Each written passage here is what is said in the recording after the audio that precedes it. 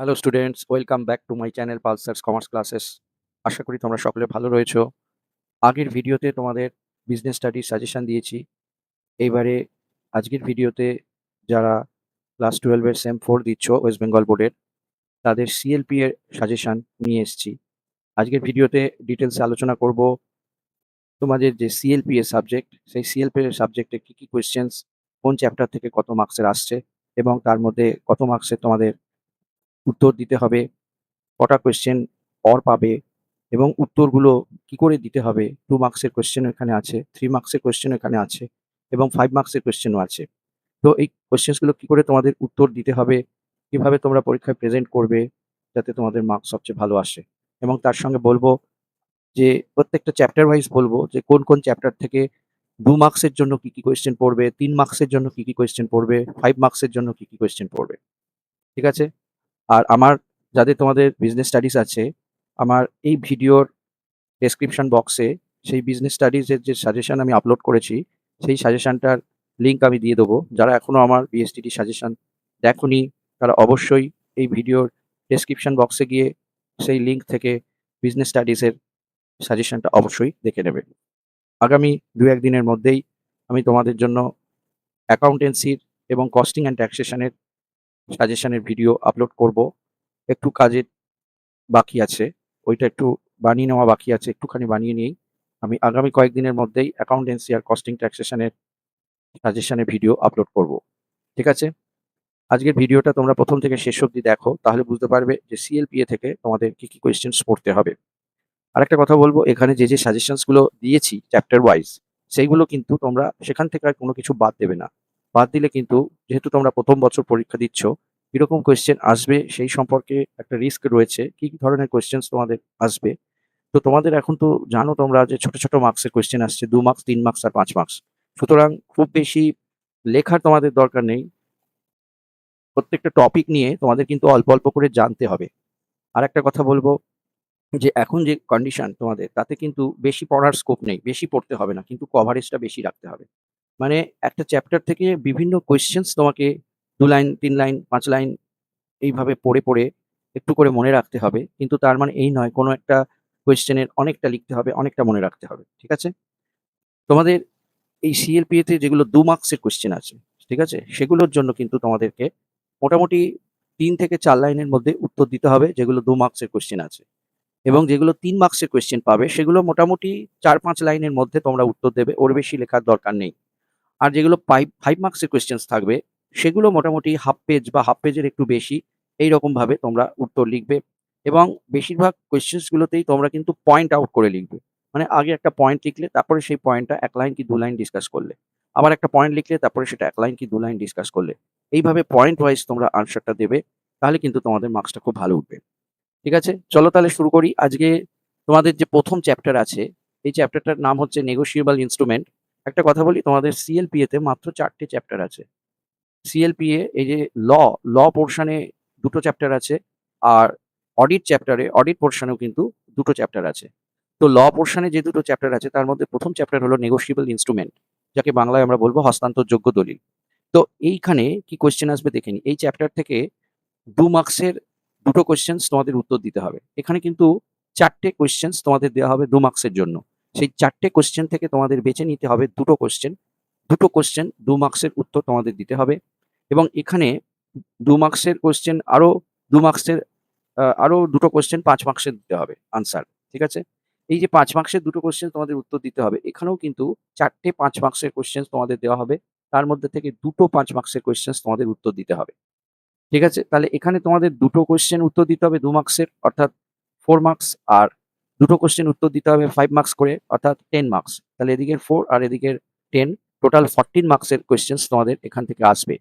ঠিক আছে? আর কোন চ্যাপ্টার তোমরা বাদ দেবে না কিন্তু। প্রত্যেকটা চ্যাপ্টার থেকে কিন্তু আলাদা করে মার্কস অ্যালট করা আছে।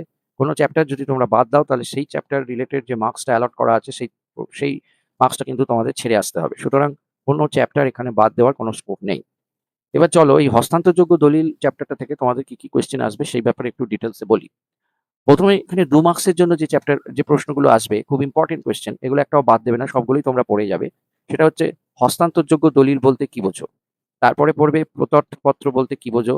তারপরে পড়বে বাণিজ্যিক হুন্ডি কাকে বলে, বাণিজ্যিক হুন্ডির ৩টি বৈশিষ্ট্য লেখো, প্রত্যর্থপত্রের ৩টি বৈশিষ্ট্য লেখো, হস্তান্তরযোগ্য দলিল কত প্রকার ও কি কি, চেক কাকে বলে, চেকের ৩টে বৈশিষ্ট্য লেখো। ঠিক আছে? এই যে যথাকালে ধারক বলতে কি বোঝো, এটা খুব ইম্পর্টেন্ট কোয়েশ্চেন। আর নিয়ম অনুসারে যথাকালে ধারক বলতে কি বোঝো, এই দুটোই কিন্তু ভেরি ভেরি ইম্পর্টেন্ট কোয়েশ্চেন।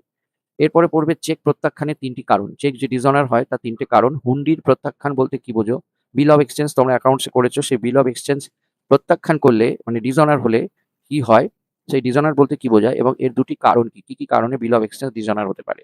এরপরে রেখাঙ্কিত চেক বা আড়ি চেক বলতে কি বোঝো, হস্তান্তরযোগ্য দলিলের স্বীকৃতি বলতে কি বোঝো, আইন অনুযায়ী হস্তান্তরযোগ্য দলিলের স্বীকৃতি কয় প্রকার এবং কি কি। ঠিক আছে?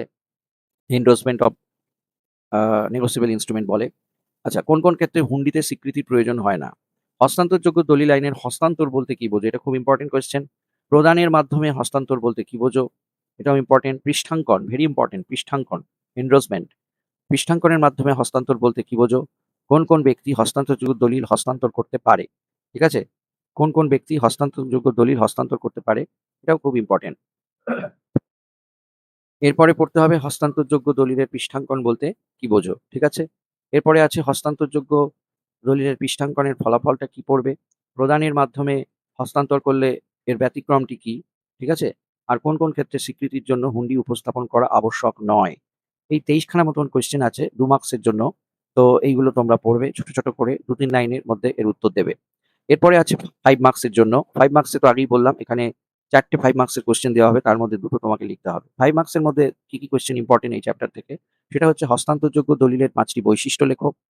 আচ্ছা, বাণিজ্যিক হুন্ডির শ্রেণীবিভাগগুলি সংক্ষেপে আলোচনা করো। বিভিন্ন প্রকার চেকের শ্রেণীবিভাগ, চেকের শ্রেণীবিভাগটা একটু খুব ইম্পর্টেন্ট, অবশ্যই পড়বে। বাণিজ্যিক হুন্ডি এবং প্রত্যর্থপত্রের মধ্যে 5টি পার্থক্য, ভেরি ভেরি ইম্পর্টেন্ট কোয়েশ্চেন। আচ্ছা, বাণিজ্যিক হুন্ডি আর চেকের মধ্যে 5টা পার্থক্য, এটাও খুব ইম্পর্টেন্ট কোয়েশ্চেন। আচ্ছা, তারপরে আছে নিয়ম অনুসারে যথাকালে ধারকের 5টি অধিকার, এটা খুব খুব খুব ইম্পর্টেন্ট, তোমরা অবশ্যই এটা পড়ে যেও। ঠিক আছে? নিয়ম অনুসারে যথাকালে ধারকের 5টি অধিকার, হোল্ডার ইন ডিউ কোর্সের 5টা রাইটস। ঠিক আছে? এরপরে হচ্ছে যে স্বীকৃতির জন্য হুন্ডি উপস্থাপনের স্থান এবং সময় সংক্রান্ত নিয়মগুলি সংক্ষেপে আলোচনা করো। এগুলো সব প্রশ্নগুলো তোমাদের বইতে আছে, তোমরা যে রাইটারের বই কেনো না কেন। হস্তান্তরযোগ্য দলিলের পৃষ্ঠাঙ্কনের প্রকারভেদ, পৃষ্ঠাঙ্কন বা এন্ডোর্সমেন্ট কতভাবে করা যায় সেগুলো সম্পর্কে আলোচনা করো। হস্তান্তরযোগ্য দলিলের পৃষ্ঠাঙ্কনের নিয়মাবলীগুলি সংক্ষেপে আলোচনা করো। ঠিক আছে? এই হচ্ছে কতগুলো 9টা মতন কোয়েশ্চেন তোমাদের এখানের এই চ্যাপ্টার থেকে 5 মার্কসের জন্য ইম্পর্টেন্ট। আরো একটা কথা তোমাদের বলবো, তোমরা যখনই দেখবে যে এখানে 5 মার্কসের কোয়েশ্চেন্স গুলো পড়ছো, তখন দেখবে অনেকগুলো 2 মার্কসের কোয়েশ্চেনও কিন্তু তোমাদের কভারেজ হয়ে যাচ্ছে। আবার যখন দেখবে 2 মার্কসের কোয়েশ্চেন্স গুলো পড়ছো, তখন দেখবে 5 মার্কসের কোয়েশ্চেনেরও কিছুটা উত্তর কিন্তু তোমাদের এখানেই রেডি হয়ে যাচ্ছে। ঠিক আছে? তো এগুলোর মধ্যে থেকে তোমরা কোনোটাই বাদ দেবে না, প্রত্যেকটাই কিন্তু তোমরা পড়ে যাবে। এরপরের চ্যাপ্টার হচ্ছে তোমাদের ল অফ ইন্স্যুরেন্স, বীমা আইন। এই বীমা আইনটার উপরে তোমাদের মাত্র 6টা নম্বর আছে, অনলি 6 মার্কস। এখানে 2টো কোয়েশ্চেন তোমাদের অ্যাটেম্প করতে হবে, 3 মার্কস করে এক একটা কোয়েশ্চেন। ঠিক আছে? 2টো কোয়েশ্চেন লিখতে হবে 3 মার্কস করে। এখানে কিন্তু 4টে কোয়েশ্চেন্স তোমাদের দেওয়া থাকবে। 4টে কোয়েশ্চেনের মধ্যে থেকে তোমাদের 2টো কোয়েশ্চেন বেছে নিতে হবে এবং এই 2টো কোয়েশ্চেনে 3 মার্কস করে 6 মার্কস তোমাদের এই চ্যাপ্টার থেকে আছে। ঠিক আছে? তো দেখে নেওয়া যাক এই চ্যাপ্টার থেকে 3 মার্কসের জন্য কি কি ইম্পর্টেন্ট আছে। প্রথমে হচ্ছে কারবারি জগতে বীমার 5টি গুরুত্ব পড়বে। আচ্ছা, তারপরে পড়বে 5টি গুরুত্বই পড়বে, এর বেশি পড়ার দরকার নেই। তারপর বলছে বীমা চুক্তি বলতে কি বোঝো, বীমার আবশ্যকীয় উপাদানগুলি সংক্ষেপে আলোচনা করো। ঠিক আছে? এই প্রশ্নটা খুব ইম্পর্টেন্ট। তারপরে হচ্ছে বীমাকারী এবং বীমা গ্রহীতা বলতে কি বোঝো, দেখতে পাচ্ছ? বীমাকারী এবং বীমা গ্রহীতা বলতে কি বোঝো। তারপরে আছে বীমাপত্র কি, বীমা মাশুল কাকে বলে, কভার নোট বা প্রাপ্তি স্বীকারপত্র কি। এটা খুব ইম্পর্টেন্ট, এই কতগুলো ডেফিনেশন তোমাদের সিলেবাসে দিয়েছে এই বছরে, তো এগুলো পড়ে যাবে। বীমা গ্রহীতার 3টি কর্তব্য, যে বীমা গ্রহণ করছে তার 3টে কর্তব্য এবং 3টে অধিকার। ঠিক আছে? ডিউটিস অ্যান্ড রাইটস, এটা পড়তে হবে, যে বীমা গ্রহণ করছে অর্থাৎ যে বীমা করাচ্ছে। আচ্ছা, এরপরে হচ্ছে একাধিক বীমা এবং পুনর্বীমা বলতে কি বোঝো, এটা খুব ইম্পর্টেন্ট। উভয়ের মধ্যে পার্থক্য লেখো, এগুলো সব তোমাদের বইতে আছে। একাধিক বীমা এবং পুনর্বীমা বলতে কি বোঝো, উভয়ের মধ্যে পার্থক্য লেখো। বীমাযোগ্য স্বার্থ এবং চূড়ান্ত সৎবিশ্বাস বলতে কি বোঝো, এটাও খুব ইম্পর্টেন্ট কোয়েশ্চেন। জীবন বীমা বলতে কি বোঝো, ভেরি ভেরি ইম্পর্টেন্ট কোয়েশ্চেন, এবং জীবন বীমার 3টে বৈশিষ্ট্য। ঠিক আছে? Very important. তারপরে বলেছে যৌথ বীমা বলতে কি বোঝো, বীমার সমর্পণ মূল্য, এটা খুব ইম্পর্টেন্ট কোয়েশ্চেন। বীমার সমর্পণ মূল্য বলতে কি বোঝো, মনোনয়ন বলতে কি বোঝো, নমিনেশন। ঠিক আছে? আচ্ছা, এরপরে এখানে একটা কোয়েশ্চেন আছে, জীবন বীমার ক্ষেত্রে আত্মহত্যার প্রভাব আলোচনা করো। কেউ যদি আত্মহত্যা করে তাহলে জীবন বীমা থেকে কি টাকা পাওয়া যায়, সেইটা সম্পর্কে তোমাদের পড়তে হবে। এরপরে জীবন বীমা এবং সাধারণ বীমার মধ্যে 5টি পার্থক্য। খুবই ইম্পোর্টেন্ট কোয়েশ্চেন এটা। পরের প্রশ্ন হচ্ছে, জীবন বীমাকে নিশ্চয়তার চুক্তি কেন বলা হয়? ঠিক আছে? সামুদ্রিক বীমা বলতে কি বোঝো? সামুদ্রিক বীমার 5টি বৈশিষ্ট্য অবশ্যই পড়বে। ভাসমান বীমাপত্র বলতে কি বোঝো? খুব ইম্পোর্টেন্ট। অগ্নি বীমা বলতে কি বোঝো? এর 5টি বৈশিষ্ট্য।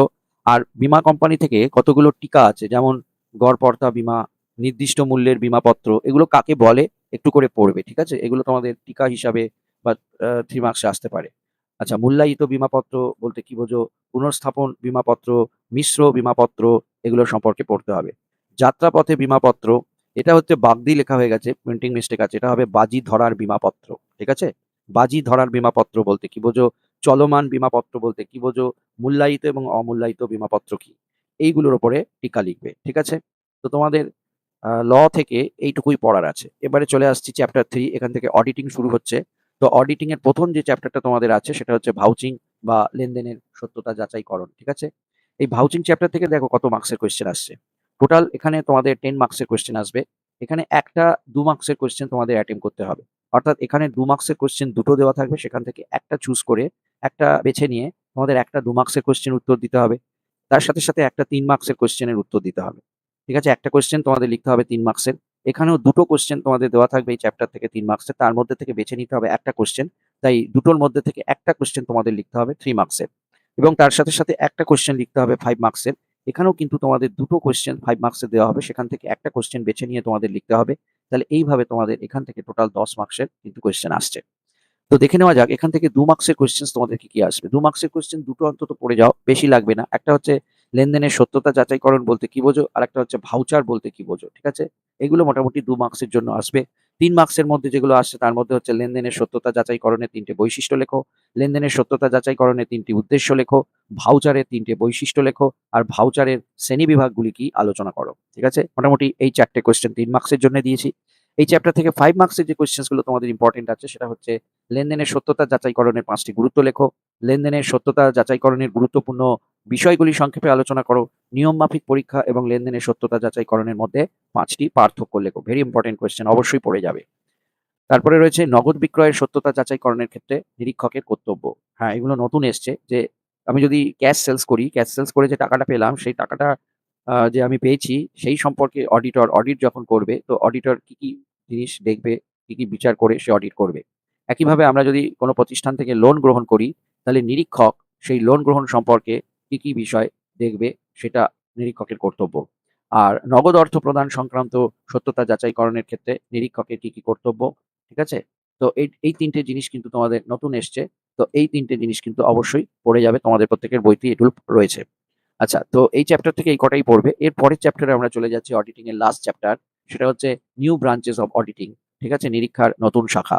এইখান থেকে কি, কি কোয়েশ্চেন আসছে দেখো। এখান থেকেও তোমাদের 10 মার্কসের কোয়েশ্চেন আসছে। আগের মতনই ব্রেকআপটা।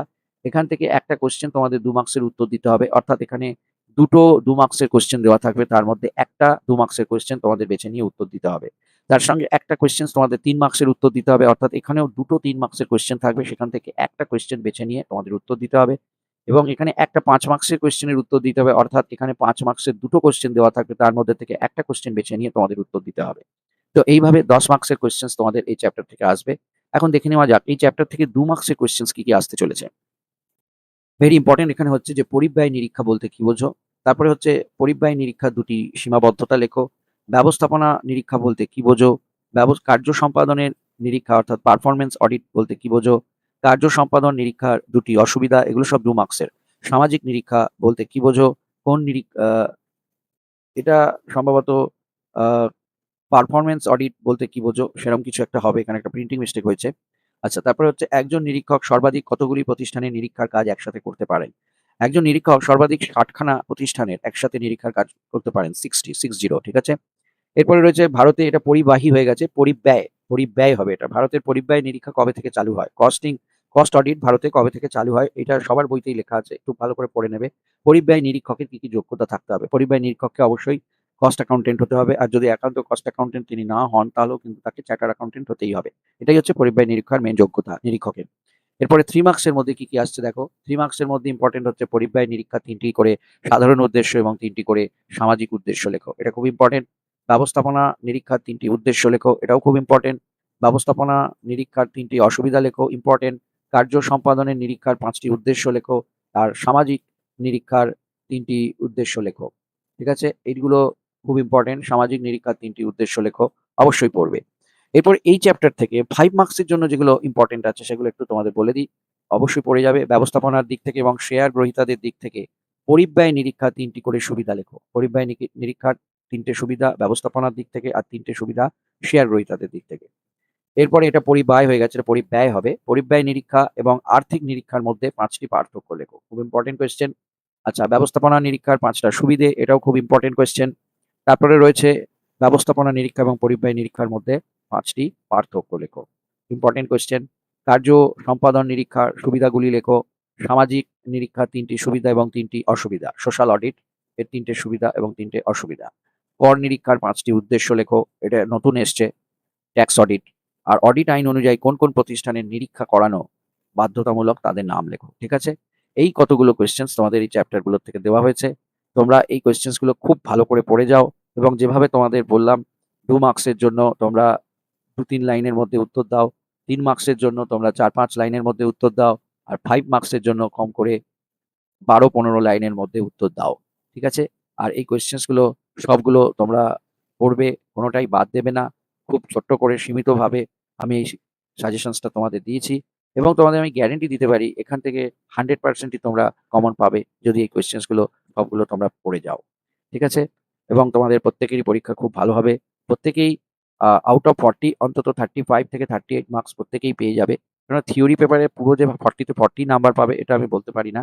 কিন্তু আউট অফ 35 থেকে 38 আউট অফ 40 এর মধ্যে 35 থেকে 38 মার্কস কিন্তু তোমরা প্রত্যেকেই পেয়ে যাবে। ঠিক আছে, যদি এই সাজেশনসটা তোমরা খুব ভালো করে পড়ে যাও। আর তোমাদেরকে আরো কথা বলবো, যদি আমার এই ভিডিওটি ভালো লাগে তাহলে আমার চ্যানেলটি তোমরা অবশ্যই সাবস্ক্রাইব করে নাও এবং তার সাথে পাশের বেল আইকনটি প্রেস করে দাও, যাতে তোমাদের নতুন যে ভিডিওগুলো আপলোড করব অ্যাকাউন্টেন্সি সাজেশন, কস্টিং ট্যাক্সেশনের সাজেশন, সেগুলো আপলোড করার সাথে সাথেই যাতে তোমাদের কাছে নোটিফিকেশন যায় এবং তোমরা সবার আগে দেখতে পারো। এবং তার সাথে আমার এই ভিডিওটি তোমরা তোমাদের বন্ধুদের কাছে শেয়ার করে দিও, যাতে তোমাদের বন্ধুরাও এই ভিডিওটি দেখতে পায়। ঠিক আছে, তো আমি খুব তাড়াতাড়ির মধ্যেই অ্যাকাউন্টেন্সি আর কস্ট ট্যাক্সেশনের সাজেশনস নিয়ে আবার ভিডিও আপলোড করতে চলেছি। তো আজকের ভিডিও এই বলেই শেষ করলাম। ধন্যবাদ।